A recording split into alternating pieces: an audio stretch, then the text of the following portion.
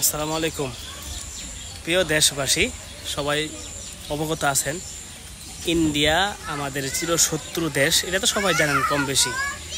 India যে শত্রুমি করে করে আমাদের দেশে আমাদের দেশকে পানি দেওয়া ডুবাই দিচ্ছে, সেটা তো ভালো করে দেখতেছেন, অনলাইনে দেখতেছেন। এবং যারা বন্যাতে ডুবে মরছে, তারা তো অনেক কষ্টতে আছে, তারা তো ভালো করে আরও বেশি জানেন। সো এইটা থেকে বাঁচার জন্য একটা উপায়, সেটা হচ্ছে আমরা দেশে মিলে করি কাজ, হারি রীতি নাহিলাজ। যদি আমরা সবাই মিলে কাজ করি তাহলে কিন্তু আমরা দেশটাকে সামনে অগ্রসর করতে পারবো। সেটা হচ্ছে ফারাক্কার বাঁধ আমাদের কী করতে হবে, নির্মাণ করতে হবে।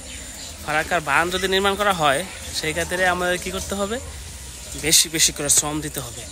আমরা বিদেশি ঋণ চাই না, আমরা উদ্যোক্তা চাই, যারা কাজ করা শুরু করতে পারবে। উদ্যোক্তা কী করবে, কাজ শুরু করার জন্য প্রস্তুতি গ্রহণ করে দিবে।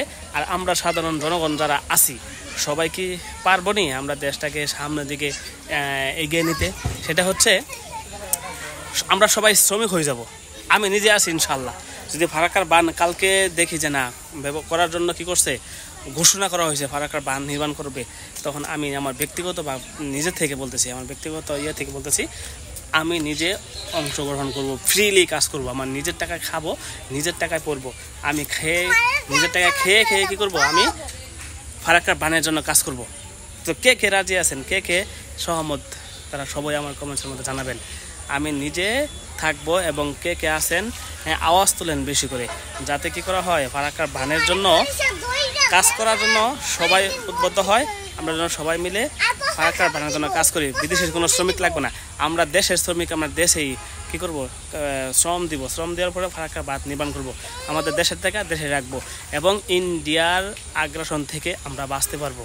আমরা ইন্ডিয়াকে ঘৃণা করি, ইন্ডিয়া আমাদের কোনো দিন বন্ধু ছিল না, সব সময় আমরা জানি ইন্ডিয়া আমাদের শত্রু। এই চিরশত্রুকে দেশ থেকে বিতাড়িত করাতে হবে ইনশাআল্লাহ।